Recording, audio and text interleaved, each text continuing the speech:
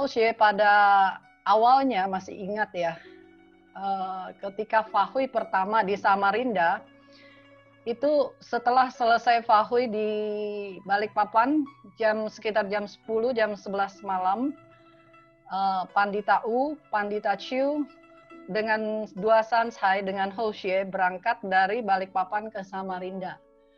Para bijaksana sekalian, coba tebak siapa yang bawa mobil. Yang bawa mobil adalah Pandita kita, Pandita Lim. Pada waktu itu, tengah malam, jalan sangat lancar, sangat lapang, dan sedikit seram, karena di sekelilingnya itu adalah hutan, dan yang bawa mobil adalah Pandita Lim, dan sedikit ngebut.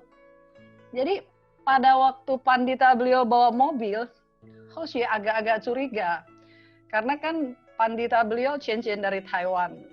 Nah, Hoshe spontan bertanya, dia memang Tianhuan Shi punya SIM ya?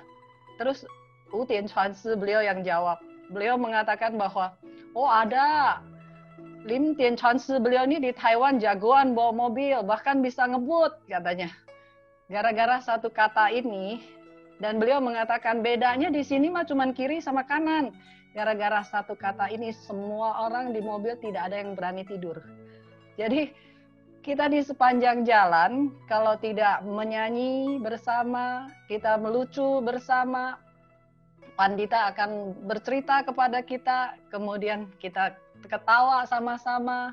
Begitulah perjalanan selama 4 jam lebih itu sampai di Samarinda. Pada waktu itu sama sekali tidak ada beban, begitu gembiranya melaksanakan. Dan Samarinda, Fahui yang pertama itu kalau nggak salah, Hoshe lupa entah 5 atau 7 orang. Waktu itu masih di tempatnya Wei Jie ya. Di ruang tamunya Wei Jie, Fahui. Pada hari pertama kalau nggak salah 7 orang yang ikut Fahui. Jadi semuanya serba merangkap. Setelah hari pertama, kita bertanya kan, biasanya kita bertanya, besok pada mau datang nggak? Ada yang bilang mau main golf, ada yang bilang mau apa. Waduh, jantungannya bukan main, besok masih ada peserta nggak? Ternyata esok hari pesertanya tetap lebih. Itu keadaan kesan yang paling mendalam di Samarinda. Tentunya masih banyak kesan yang lainnya yang tidak bisa diceritakan di sini. Kemudian di Balikpapan, itu yang masih Hoshe sangat berkesan adalah entah itu acara apa ya, peresmian atau apa gitu, Anco atau apa. Itu 8 dewa dan Laosu itu dan Shintong itu datang bergantian. Itu hebohnya bukan main. Itu duta langit begitu dipinjam sama Buddha keluar, kita angkat ke dalam, baru kita mau taruh, belum taruh di atas ranjang, sudah dipinjam badannya oleh Buddha yang lain, oleh dewa yang lain. Ganti-ganti begitu. Sampai ada satu kali kita masih pegang, Buddha sudah pinjam, dan kayaknya itu Xiao Shintong kalau nggak salah, dia ketawain kita. Jadi ya kondisinya itu sangat meriah sekali. Sepertinya kita diberi kesaksian bahwa itulah kondisi di mana manusia dan para suci, para Buddha benar-benar sehati dalam melaksanakan ketuhanan. Lalu ada lagi kisah di Kendari. Di Kendari itu ada peresmian kalau nggak salah Yang Changsu punya rumah. Jadi Yang Changsu punya rumah itu dia rumah baru, dia besokannya akan di Ancol Jia Ting Fo Tang. Dan kebetulan kita ini sudah perjalanan 3 bulan. Jadi Fahui yang dulu itu, Pandita yang diutus oleh sesepuh beliau, datang, kemudian Sansai, kemudian Hoshe, keliling seluruh Indonesia hampir 3 bulan. Jadi karena Kendari itu sudah yang terakhir, kalau nggak salah waktu itu kita sudah capek, bukan main. Karena kan kalau Fahui itu 3 hari sekali satu tempat, 3 hari sekali satu tempat, kita hanya bisa istirahat di perjalanan. Jadi benar-benar itu tidak terasa, sudah setengah dewa itu. Kita udah nggak bisa rasa capek atau apa, nggak bisa lagi. Tetapi ketika sampai di Kendari, itu benar-benar capek, karena sudah 3 bulan. Ketika sampai di rumahnya Yang Jie itu, Hou Xie merasa kok ada yang agak ganggu gitu ya, ada begitu masuk pintu ada aura yang ganggu gitu. Terus Hou Xie tanya dengan Li Jiangshi. Li Jiangshi waktu itu bilang, enggak lah, enggak ada apa-apa. Kemudian kita naik ke atas, kebetulan itu entah 2 lantai apa 3 lantai ya, 3 lantai sepertinya. Di lantai 3 itu adalah satu kamar yang akan buat meresmikan wihara. Jadi Hou Xie dengan Ling Ling, Sanchai-nya satu namanya Ling Ling, satu lagi Chen Jie. Hou Xie sama Ling Ling sudah langsung plak tidur. Chen Jie masuk ke kamar mandi. Itu lantai 3. Sekelilingnya itu tidak ada rumah. Rumah itu paling tinggi. Tiba-tiba masih ngantuk-ngantuk nggak jelas suara Chen Jie berteriak di kamar. Sanchai, Cia, tolong, Cia, tolong. Hah? Ini bangun, duduk, tapi masih nggak sadar. Rohnya belum balik. Dan itu Ling Ling sadar duluan. Dia bilang, Cia, ini tolongin. Itu Chen Jie kenapa teriak-teriak. Kemudian nggak lama, dia berpakaian, dia keluar sendiri, terus dia Sanchai-nya bilang, saya bilang kenapa? Dia bilang di atas itu, di lubang angin itu ada yang ngintip. Ada yang ngintip. Terus saya lihat ke lubang angin itu, ini lantai 3 loh. Sekeliling itu tidak ada rumah loh. Siapa coba yang bisa naik ke atas? Ada katanya. Kamu ini ngantuk kali, saya bilang. Enggak, saya lihat dia buka, ngintipin saya, kemudian dia tutup. Kata Sanchai-nya seperti itu. Nah, ini kan nggak beres ini kan. Nah, kemudian Hou Xie turun ke bawah, minta Hou Xie bercerita kepada Pandita. Waktu itu Pandita langsung naik ke lantai atas, pakai tangga naik ke atas, lihat. Dia bilang nggak ada, di atas itu semua sarang laba-laba, tidak mungkin ada yang ngintip. Tapi Sanchai sudah tahu. Sanchai itu sudah mulai mau dipinjam badannya. Dia marah-marah sendiri. Karena kalau kita yang nggak mengerti Sanchai itu, kita menganggapnya, oh itu rekayasa, itu dibuat-buat, itu direncanakan. Sebenarnya tidak sama sekali. Jadi Sanchai itu marah-marah. Dia marah-marah sama yang mau minjam badannya ini. Dia bilang, jangan coba-coba pinjam saya nggak kasih ya. Saya nggak suka kamu begitu. Dia marah-marah sambil dia cari kerjaan, dia cuci WC, dia apa, pokoknya dia nggak mau fokus, nggak mau dikasih pinjam sama arwah ini. Nah, Sanchai yang satunya juga begitu. Akhirnya kita kompromi dengan Pandita, para Pandita, kita dengan alasan Pandita punya firman, di atas nggak diganggu, kita pindah ke lantai 2 tidurnya. Lalu Hou Xie bertanya kepada pemilik, kalau nggak salah Hou Xie tanya sama Chang Jiangshi, Kendari ya. Hou Xie bilang, Chang Jiangshi, memangnya maaf ya, di sini nih ada salah apa ya? Kenapa kejadiannya seperti ini? Kemudian Chang Jiangshi bilang kepada Hou Xie, oh ini belum sembahyang datuk tanah katanya. Datuk tanahnya lupa dipindahkan. Dan tempat itu katanya memang sering sekali ada gangguan pada saat pembangunan karena tempat itu dulu bekasnya kerajaan Kendari. Oh, saya bilang pantas, ini energi ini segerombolan ini kuat sekali. Terus habis itu Sanchai juga sudah nggak mau fokus, mereka cari cara mereka sendiri nggak diganggu. Malam itu kebetulan Hou Xie harus terjemah ke wihara. Jarak dari wihara ke tempat kita tinggal itu kurang lebih setengah jam. Mungkin nggak sampai setengah jam, mungkin sekitar 20 menit. Jadi Hou Xie dari atas turun ke bawah, mereka sudah pait hutikong. Hou Xie pikir ya, Hou Xie tinggal di sini, Hou Xie coba untuk pai-pai sebentar menghormati. Tapi begitu Hou Xie pai-pai di hutikong itu, Hou Xie itu tidak hati-hati.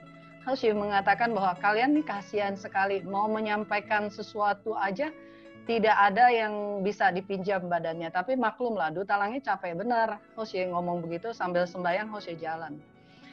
Begitu Hou Xie berdiri, itu langsung kehilangan kendali. Kita kayak itu televisi yang hilang saluran, kayak orang mau pingsan. Kayak buram begitu. Nah, Hou Xie sudah langsung kalut karena belum pernah terjadi kehilangan kendali atas tubuh ini. Jadi kalut, karena sudah kalut, Hou Xie paksain baca Sanpao, baca Mile Jiu Ku Zhen Jing, baca semuanya dibaca, sudah saking kalut. Itu Qian Xian yang jemput Hou Xie itu Hou Xie sudah tidak lihat mukanya. Hou Xie hanya nalar suaranya, kemudian naik ke mobil, kemudian sampai ke wihara. Sampai di wihara, masuk ke ruangan yang seluruh pandita lagi duduk. Begitu masuk ke ruangan itu, pandita lihat Hou Xie, pandita Lim Tianhuanshi, beliau tanya, Cia, kamu kenapa? Hou Xie bilang, nggak tahu Tianhuanshi, tapi ini ini kayaknya ada yang nggak beres. Tin Chuanzi beliau sangat welas asih, beliau pikir Hoshie masuk angin. Sini Tin Chuanzi krokin katanya. Hoshie sudah berusaha menolak karena sudah hampir lepas kendali. Hoshie bilang, Tianzi nggak apa-apa, Hoshie nanti ke atas bisa cari orang bantuin obatin. Tin Chuanzi beliau tidak nyerah, langsung tarik Hoshie duduk, langsung dikrokin. Begitu dikrokin, itu langsung nggak ada kendali, langsung nangis. Nangis suaranya nggak kira-kira, langsung, wah gitu. Semua Tin Chuanzi kaget. Caca, kamu kenapa? Hoshie bilang tunggu dulu, Tianzi tunggu dulu. Hoshie langsung jalan naik ke atas, di atas Hoshie perang sama mereka.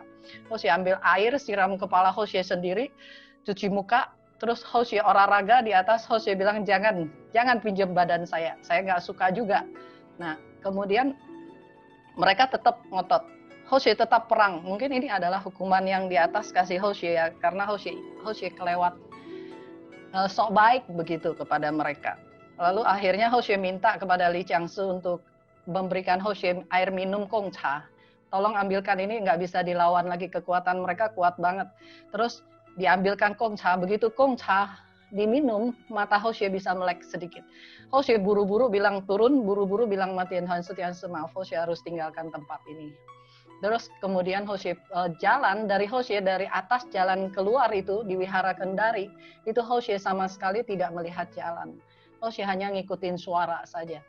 Mobil itu sudah jalan mendekati tempatnya yang Jiangshi itu, baru makhluk itu keluar. Jadi para bijaksana yang Hoshie hormati itu adalah memang kenyataannya seperti itu kesalahan Hoshie. Kita nggak bisa bermain-main mengatakan bahwa oh coba-coba apa segala, itu ngeri bener. Nah, itu kisah di Kendari. Kemudian di Surabaya itu ada satu kali Buddha Kuankong pinjam badan Duta Langit. Duta Langit itu badannya itu sangat kurus, kecil. Ketika Buddha Kuankong datang dan menghentakkan kaki beliau, itu keramiknya retak. Terus Hansu yang punya wihara itu bilang sama Hoshie, kita semua mukanya udah kaget ya. Yang punya rumah bilang begini, untung masih ada stok keramik katanya. Itu nggak dilupakan seumur hidup itu. Kemudian di Balikpapan, kalau nggak salah di Balikpapan, pernah satu kali Faho itu ditungguin polisi. Karena pada waktu itu Tian Chuanzi belum ada izin ceramah. Tian Chuanzi beliau sedang ceramah, tiba-tiba ada polisi datang memeriksa. Terus langsung walaupun tanpa persiapan Hoshie harus naik ke atas menggantikan Tian Chuanzi beliau ceramah. Kebetulan pada waktu itu pandita beliau berwelas asih tentang vegetarian. Jadi begitu Hoshie naik langsung mau nggak mau harus bisa ceramah. Polisinya duduk di bawah. Begitu selesai ceramah polisinya bilang saya mau belajar vegetarian. Nah loh. Dan kemudian di Palembang karena perjalanan yang sudah banyak sekali keliling-keliling, Hoshie selalu tidur bersama Sanchai mereka. Jadi Hoshie bisa tahu bahwa mereka nggak ada hafalan, nggak ada apa. Banyak sekali kesempatan di mana Buddha datang, itu Xingwen, nggak mungkin Sanchai hafal. Kita keliling 3 bulan, tempat wihara yang kita kelilingin itu puluhan. Dan amanat sucinya, sejago-jagonya Sanchai, dia nggak mungkin hafal. Dan Sanchai itu kalau dipinjam sama Buddha, dia waktu tidurnya saja kurang. Dia harus istirahat. Nah, karenanya itu nggak mungkin dia menghafal. Pernah satu kali di Jakarta, pesertanya itu sekitar 300 lebih, Lao Tzu datang membuat amanat suci menggunakan nama dari semua orang peserta. Itu nggak mungkin kapasitas Duta Langit bisa seperti itu. Karena pendaftaran baru terjadi pagi harinya. Jadi di Palembang itu sudah sangat capek sekali, lalu cari-cari sikat giginya hilang. Sikat giginya hilang, sebentar lagi sudah mau naik mimbar, mau ngapain coba. Tian Chuanzi, kita nggak boleh terlambat di meja makan, ditungguin Tian Chuanzi, kita harus datang duluan. Ya sudah, ambil ide gosok gigi pakai jari. Habis itu nggak ada yang tahu, Sanchai pun nggak tahu, semua orang nggak ada yang tahu. Begitu Lao Tzu datang, Lao Tzu ketawakan Hoshie. Lao Tzu mengatakan, ada orang gosok gigi pakai jari tangan, coba. Itu juga adalah pengalaman yang istimewa buat Hoshie. Kemudian di Palu itu begitu luar biasa semangat dari Chen di Palu. Pada waktu itu Hoshie ikut, dan kesibukan itu selama beberapa hari sibuk, kemudian besok mau peresmian itu, kita tidurnya itu jam 4. Jam 4 itu baru masuk ke kamar, baru meremkan mata berusaha untuk tidur. 1 jam kemudian AI yang masak sudah bangun semua. jadi sama sekali nggak bisa tidur, hanya tidur 1 jam. Sampai sekarang pun nggak mengerti bagaimana bisa punya kekuatan seperti itu. Seperti kalau kita keliling 3 bulan itu ya, itu kalau Fanny itu seharian loh. Dari pagi sampai sore itu seharian. Kadang naik ke atas ada aja tenaganya, kadang turun ke bawah sudah hilang tenaga, tapi begitu naik ke atas tenaganya balik lagi. Setiap saat selalu seperti itu. Kemudian di Bangka, ini yang serem ya. Di Bangka itu ada satu anak muda yang dia dulu hutang nyawa. Jadi dia hutang nyawa sama satu roh. Dia ini keluarganya ini Kristen, fanatik, pamannya itu adalah pastor, pandita gereja. Jadi kebetulan sekali mereka nggak percaya tentang Chu Tao ini, nggak percaya juga tentang Buddha. Nah, anak ini sudah diganggu sejak kuliah. Sering sekali makhluk halus ini ambil pisau mau membaret tubuh anak ini. Kalau enggak dia pukul sembarang temannya. Jadi akhirnya dipulangkan, dibawa kemana-mana udah nggak bisa sembuh. Sampai ketika di kelas Fahui itu dia datang, sebenarnya dia datang sama bapaknya dan hanya coba-coba saja, pengen tahu katanya. Katanya ini ada Buddha datang pengen tahu. Duduklah di nomor 3 kalau nggak salah di deretan depan. Jadi pada waktu Fahui itu dimulai, Hoxie juga tidak tahu kalau dia ada masalah kan. Jadi ketika Lao Tzu datang Jie Qiao lagi memberikan amanat suci, lagi berwelasasi, ini anak ini terus-terusan tidak berhenti melihat ke Hoxie. Seolah-olah mau minta attention-nya Hoxie begitu. Spontanitas Hoxie melakukan kesalahan. Hoxie kemudian melihat kepada dia dan dia mengatakan, boleh nggak saya tanya kepada Buddha? Saya mau ngomong sama Buddha. Karena spontan ya, lagi konsentrasi menghadapi Buddha, terus kita terganggu konsentrasinya, Hoxie langsung tanya pandita yang bertanggung jawab yang di pinggir Hoxie. Hoxie tanya, boleh nggak? Dian Chuanzi lagi nggak serius juga, boleh nanti aja gitu. Ini rupanya inilah kekuatan firman ya. Tadinya dia nggak ganggu. Begitu pandita ngomong, iya nanti aja, pandita ada firmannya loh. Lao Tzu itu ada di ujung. Jarak dari pandita duduk dengan Lao Tzu ada itu mungkin sekitar 10 meter ya. Lao Tzu nggak mungkin bisa dengar suara kita. San Cai itu nggak mungkin bisa dengar suara kita. Dan Dian Chuanzi kan ngomongnya pelan.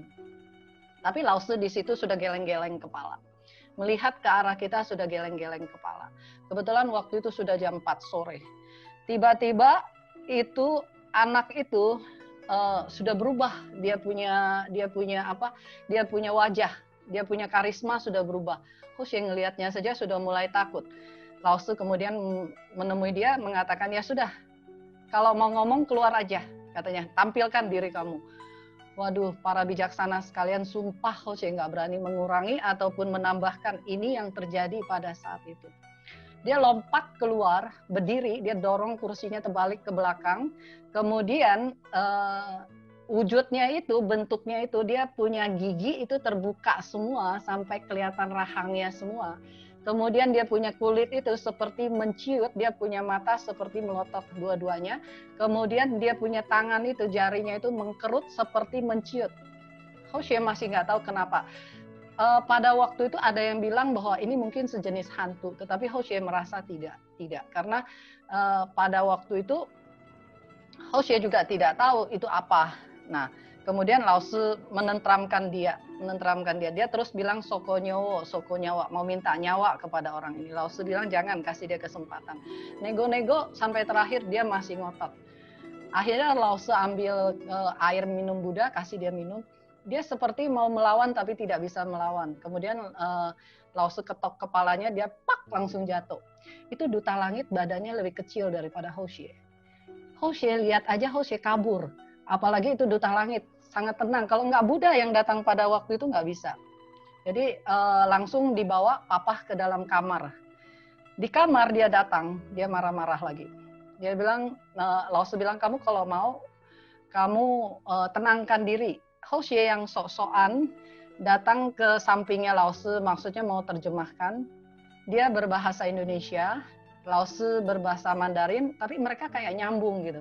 Tapi Hosea coba untuk menjelaskan. Dia bilang, siapa yang menjamin? Siapa yang menjamin? Katanya.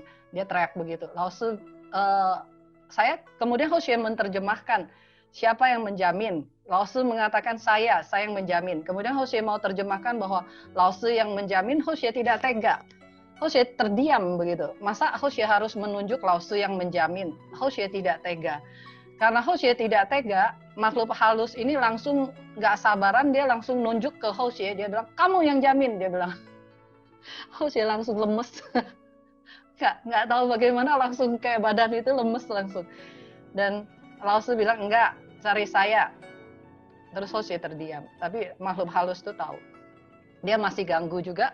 Dia kemudian Laozi bilang, kalau kamu ganggu lagi, maka Buddha Kongkong akan datang mengurus ini. Kemudian dia dibawa ke depan altar sujud. Itu agamanya Kristen. Tapi tiba-tiba dia menyembah dengan 2 tangan anjali. Dia bilang, ampun, ampun, Buddha Kongkong, ampun, ampun, ampun. Dia teriak di sana. Dan hari esoknya, kemudian dia bilang, iya.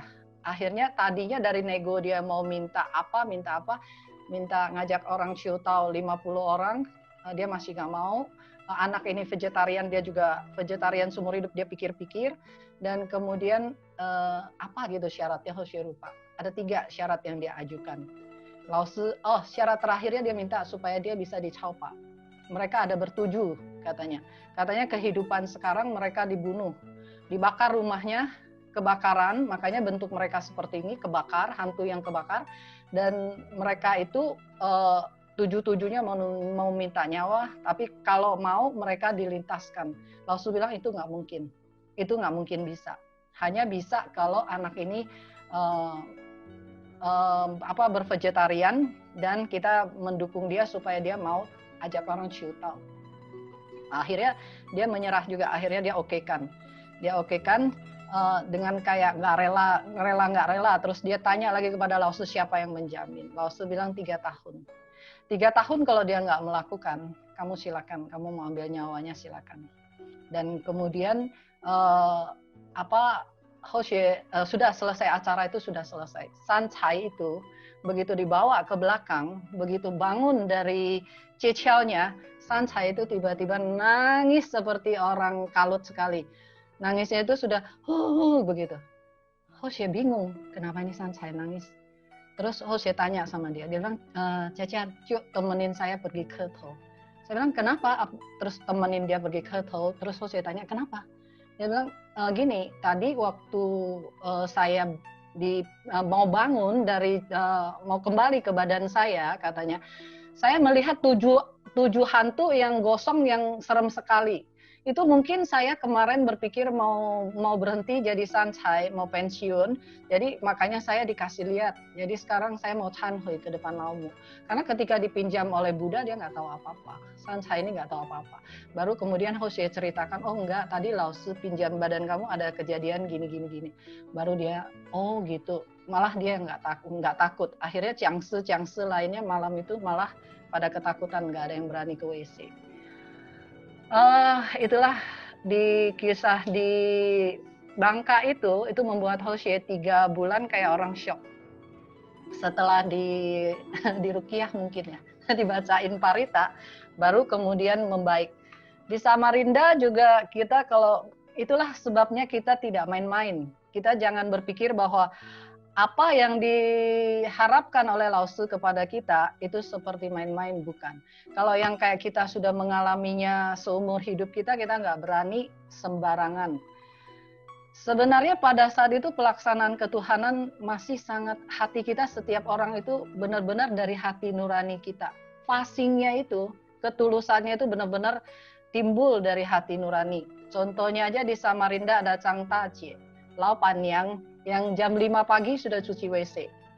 Di Balikpapan ada Kuang Mama Lao Pusa yang sakti mandraguna. Itu kualinya itu segede parabola. Terus kemudian ada Ucie, Usonghua Tacie, yang setelah selesai masak pulang ke rumah naik motor sambil tidur sendirian tapi bisa nyampe ke rumah dengan selamat. Jadi tentunya masih banyak kesaksian-kesaksian lainnya yang tidak bisa dijelaskan hari ini.